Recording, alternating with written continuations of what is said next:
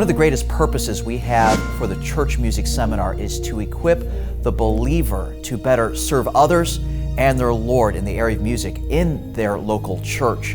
And not just talking about equipping people in the area of nuts and bolts of technique and how-tos, although that is very practical and it is something that we do. It's the philosophy.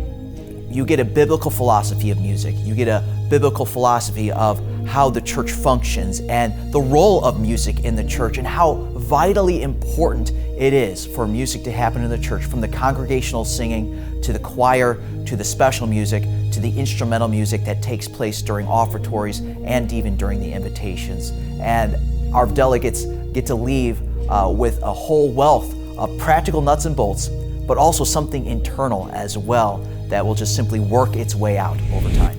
Another purpose that we had for having this music seminar is to help people to understand the why of Christian music. There's a lot of issues that are taking place right now in our circles, and people need to understand the reason behind the decisions that we make in terms of appropriate music and what is inappropriate music. Each time that we take a look at an issue that comes up, we need to understand the biblical reason for the positions that we hold. And we're trying to show folks and give actual examples of appropriate music as opposed to inappropriate music so that they can better judge for themselves and their churches what kind of music that they should be centering on. We want to engage delegates. We want to connect them with mentors, with peers. We want to look back at great truth that has been handed to us and do our best to pass that on to the next generation. One of the purposes of the Church Music Seminar is to establish strong foundations of church musicianship. We are seeking to establish and even reestablish some of the foundations that through the years have helped us to maintain Christ-honoring, Christ-centered, message-oriented music.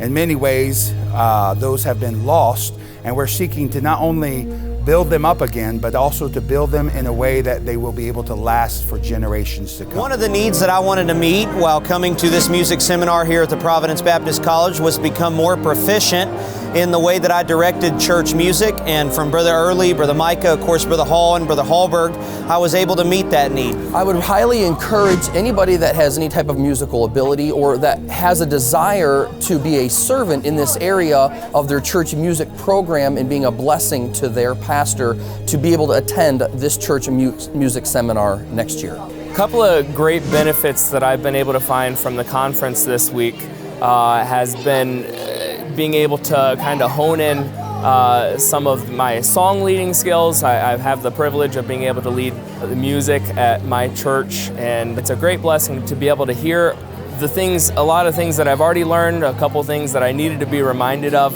to be able to be more professional in my song leading, to be able to glorify God more in that. It was so great to be able to take advantage of the decades of experience that the instructors had. Being able to sit in on a class that's taught by church pianists, song leaders, songwriters, and people that are active in their own church's music ministry was such a blessing. It was something that I was able to take back to my own church and take advantage of all the ideas and the methods that are tried and true that they've done for years, and to put them into practice at my own church as a church pianist, a vocalist, and a music teacher. I would highly recommend that anybody who's involved in their own church's music ministry, no matter how great or small the role, be able to attend the Church Music Seminar in the future.